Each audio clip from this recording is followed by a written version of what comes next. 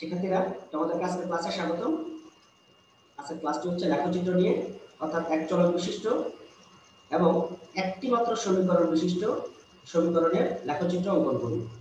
আমাদের প্রশ্নটি দেওয়া আছে স্ক্রিনে। প্রশ্নটি হচ্ছে 3x - 4 = -x + 4। এই সমীকরণটির লেখচিত্র আমাদেরকে আঁকতে হবে। তাহলে আমাদের এখানে দুটি অংশ আছে। একটি অংশ হচ্ছে 3x - 4, আরেকটি অংশ হচ্ছে -x + 4, এবং আমরা লেখচিত্র অঙ্কন করব এবং সমাধান করব। তাহলে চলো শুরু করি।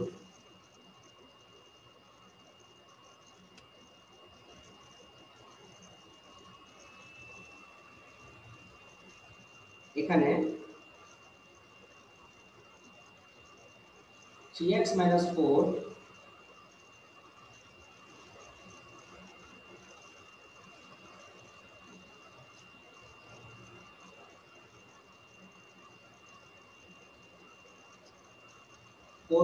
কোটি এবং x কে ভুজ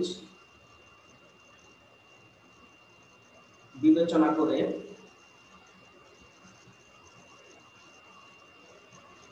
একটি চক তৈরি করি।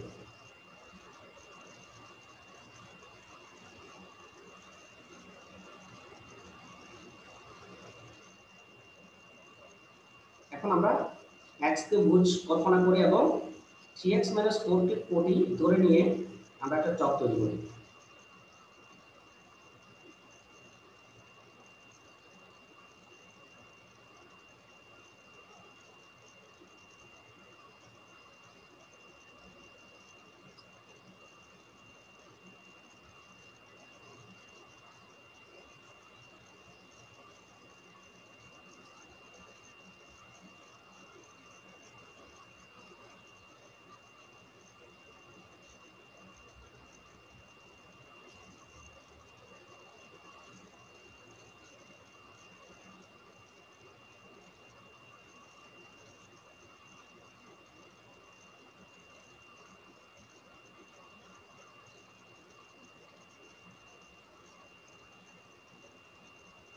আমরা মানগুলো নেব ইচ্ছে মতো, এবং মান 3টা অথবা 4টা এতটুকু পর্যন্ত নিলেই তোমাদের লেখচিত্রটা অঙ্কন হয়ে যাবে।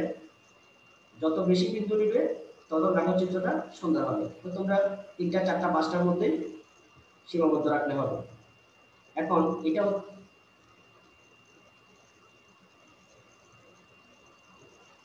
আমাদের এটা হচ্ছে ভুজ,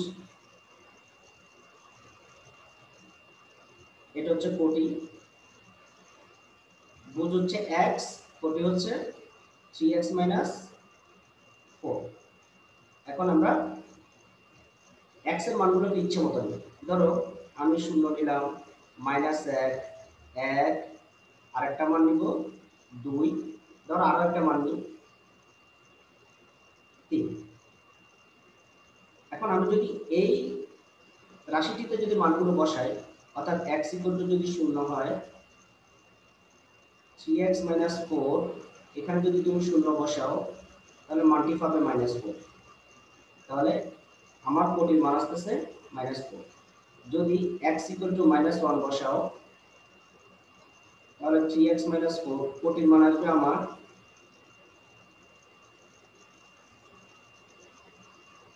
-7। যদি x = 1 বসাও, 3 × 1 - 4, 3 - 4 = -1, তাহলে তুমি পাচ্ছ -1। একইভাবে যদি তুমি 2 বসাও তাহলে তুমি মান পাবে 2। যদি 3 বসাও তাহলে তুমি পাবে 5। তাহলে আমরা সুতরাং প্রাপ্ত বিন্দু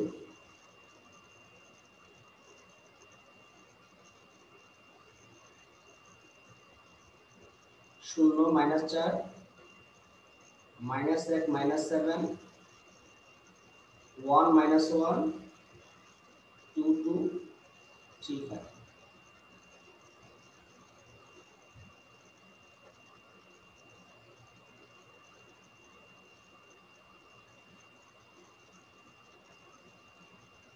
এরপর আমাদের এখানে আরো একটি রাশি আসে, সেটা হচ্ছে -x+4। আমরা আবার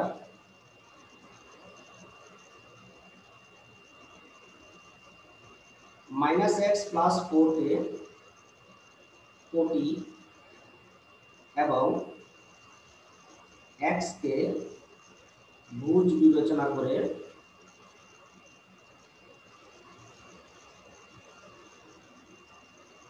আরেকটি চক তৈরি করি।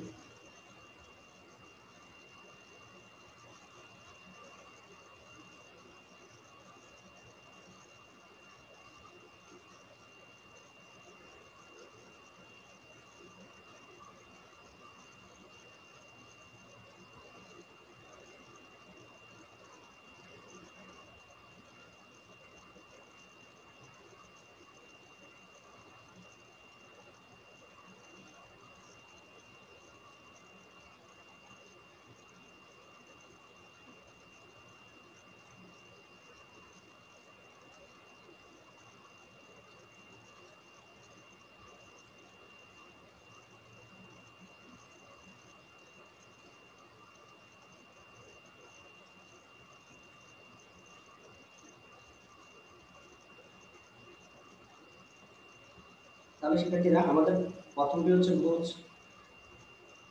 দ্বিতীয়টি হচ্ছে কোটি, আমাদের ভুজটা হচ্ছে x, কোটিটা হচ্ছে -x+4। এখন আমরা এখানে আমাদের ইচ্ছে মতো ভুজগুলো বসাবো। আগের মতো বসাতে পারি 0, -1, আমি যদি বসাই যে -2 বসাবো, আমি যদি চাই 2 বসাইতে পারি। তাহলে 0 বসালে তোমরা যদি x = 0 বসাও, তাহলে -x+4 এটা ক্যালকুলেশন করলে তুমি পাবে -0 + 4 = 4, অর্থাৎ তুমি 4 পাবে। তুমি যদি একইভাবে যদি তুমি -1 বসাও, তাহলে তুমি 5 পাবে। তুমি যদি -2 বসাও, তাহলে তুমি 6 পাবে। তুমি যদি 2 বসাও, তুমি 2 পাবে। তাহলে আমাদের প্রাপ্ত বিন্দুসমূহ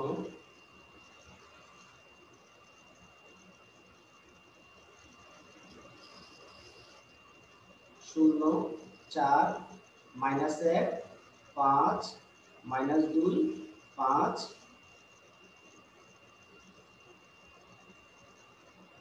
-2, 6, 2, 2। এই বিন্দুগুলোকে নিয়ে আমরা লেখচিত্র অঙ্কন করতে হবে। আমি লেখচিত্র অঙ্কনের সুবিধার জন্য বিন্দুগুলোকে উপরে লিখে রাখি এবং বক্সগুলোকে মুছে দিচ্ছি।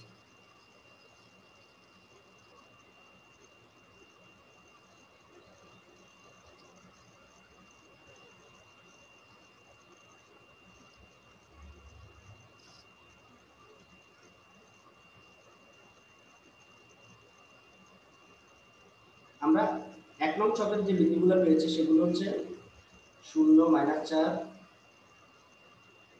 -1, -7, 1, -1, 2, 2, 3, 5।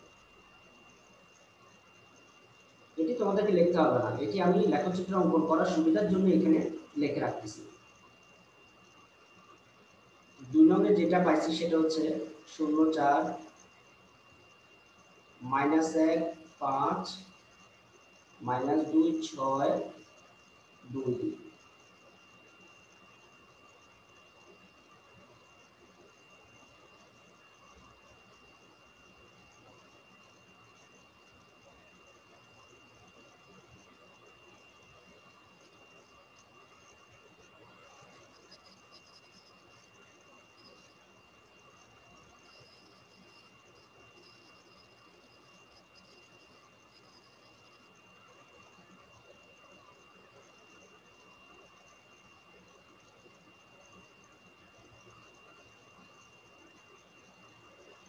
এখন অর্থাৎ আমাদের চকগুলো তৈরি করার পরে, বিন্দুগুলো বের করার পরে আমাদের যে কাজটি সেটা হচ্ছে লেখচিত্রের বর্ণনা দিতে হবে।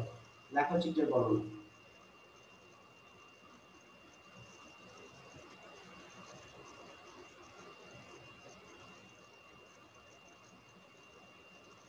লেখচিত্রের বর্ণনা দেওয়ার জন্য আমরা দুটি অক্ষর বিবেচনা করতে হবে। একটি হচ্ছে x ও x প্রাইম, অর্থাৎ আমরা এরকম দুটি অক্ষ আছে আমাদের। এই অক্ষটার নাম হচ্ছে x ও x প্রাইম এবং এই অক্ষটার নাম হচ্ছে y ও y প্রাইম। x ও x প্রাইম ও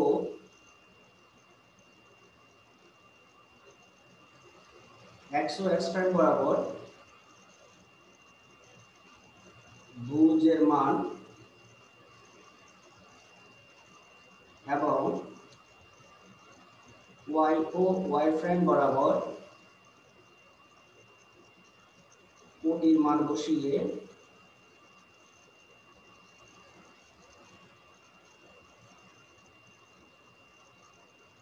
লেখচিত্র অঙ্কন করা হলো।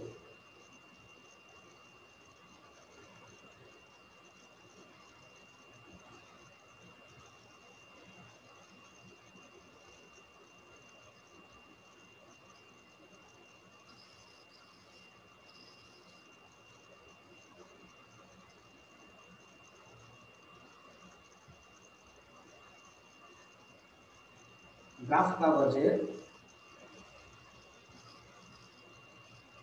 এটি আমাদের গ্রাফ কাগজ। গ্রাফ কাগজের প্রতিটি ক্ষুদ্রতম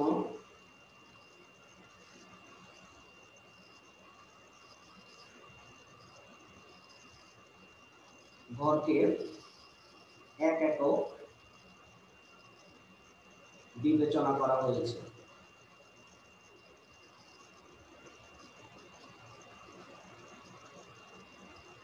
তাহলে এই বর্ণনাটি অবশ্যই তোমাদেরকে দিতে হবে। এখন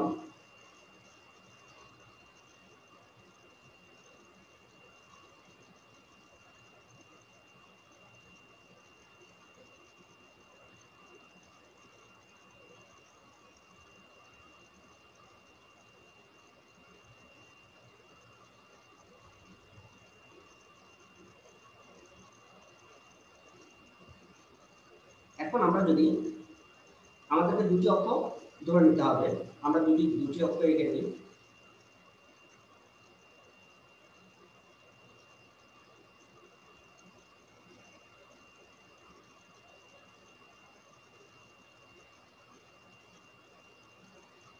তোমরা অঙ্কগুলো অবশ্যই পেন্সিল দিয়ে তৈরি করবে, অর্থাৎ পুরো লেখাচিত্রটা পেন্সিল দিয়ে অঙ্কন করবে।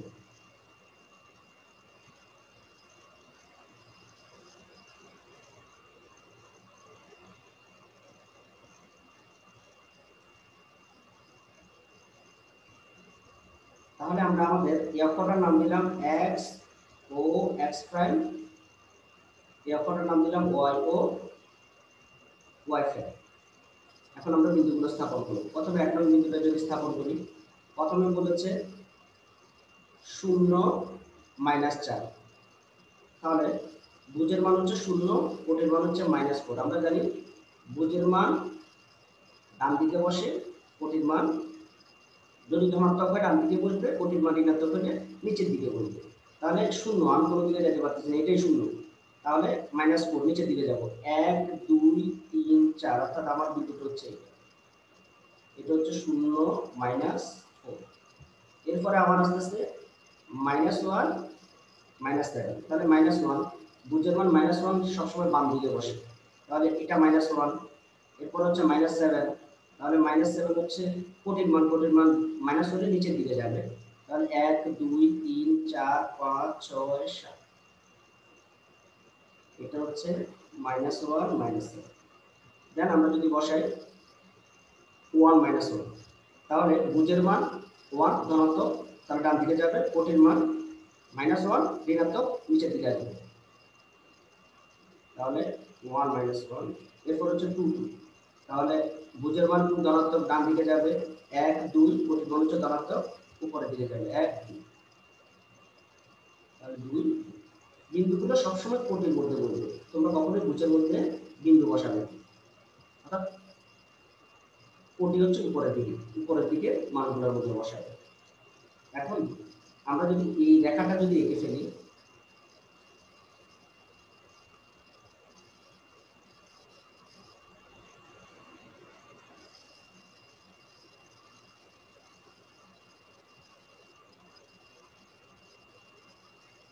তাহলে সেক্ষেত্রে আমরা একটা সোজা সরলরেখা পেয়ে গেলাম।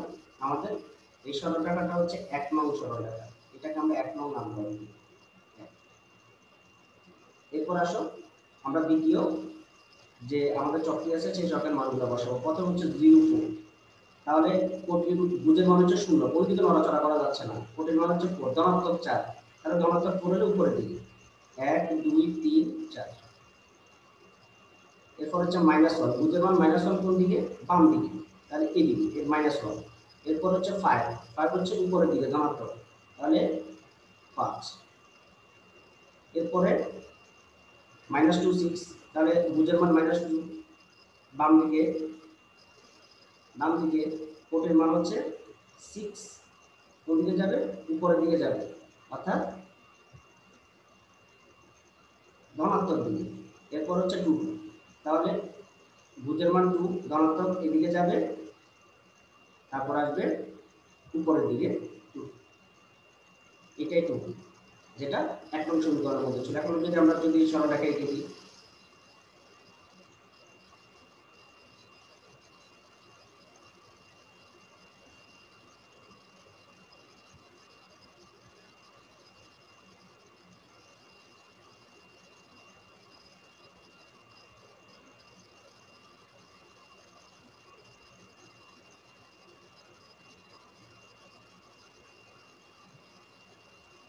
তাহলে শিক্ষার্থীরা আমরা আমাদের 2 নং সরলরেখাটিও পেয়ে গেলাম। তাহলে আমাদের লেখচিত্র অঙ্কন করা শেষ। এখন আমরা সমাধান নির্ণয় করব। সমাধান, যেহেতু কোথায় মিলিত হয়েছে, তারা 2 2 বিন্দুতে মিলিত হয়েছে, যেহেতু বুঝ ও কোটি 2 2 বিন্দুতে মিলিত হয়েছে,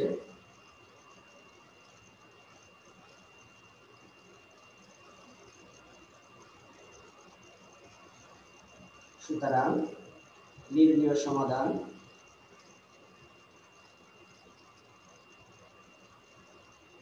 যেহেতু আমাদের এখানে চলক একটি x, সুতরাং x = 2, x = 2। এখন আমরা এটা সত্যতা কেমনে পাবো? সত্যতা আমি যদি তোমাদেরকে একটু সত্যতাটা দেখাই, শুদ্ধি পরীক্ষা বা সত্যতা, এটা তোমাদেরকে পরীক্ষাতে লিখতে হবে না, আমি জাস্ট একটা প্রমাণ করে দিচ্ছি। তো আমাদের যে সমীকরণটা ছিল সেটি হচ্ছে 3x - 4 - x + 4, এটা ছিল বাম পাশ, এটা ছিল ডান পাশ। আমি যদি মানটা বসাই বাম পাশে কত আসে? 3 × 2 - 4, 6 - 4 = 2। এখানে যদি বসাই তাহলে আমরা পাচ্ছি -2 + 4 = 2। সুতরাং বাম পক্ষ অর্থাৎ বাম পক্ষ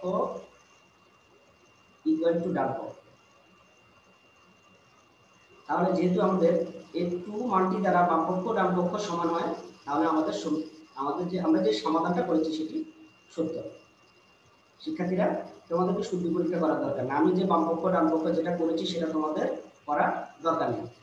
তোমরা শুধু এতটুকু পর্যন্ত আনসারটা করে দিলে হয়ে যাবে। তাহলে প্রথমে লেখচিত্র অঙ্কন করবে।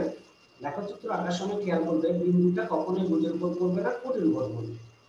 তারপর তোমরা সরলরেখাটা টানবে, সরু পেন্সিল দিবে, স্কেলটাকে বিন্দুর উপর সুচারুভাবে বসাবে, তারপর দাগটা টানবে, যাতে দাগটা বাঁকা না হয়ে যায়। কারণ লেখচিত্রের মধ্যে সামান্য একটু পরিবর্তন হলে বা একটু বাঁকা হয়ে গেলে দেখো পুরো সমাধানটাই চেঞ্জ হয়ে যাবে। শিক্ষার্থীরা তোমরা বাসায় বেশ কয়েকটা গণিতের পরে এরকম প্র্যাকটিস করবে। ভালো থাকবে। আল্লাহ হাফেজ।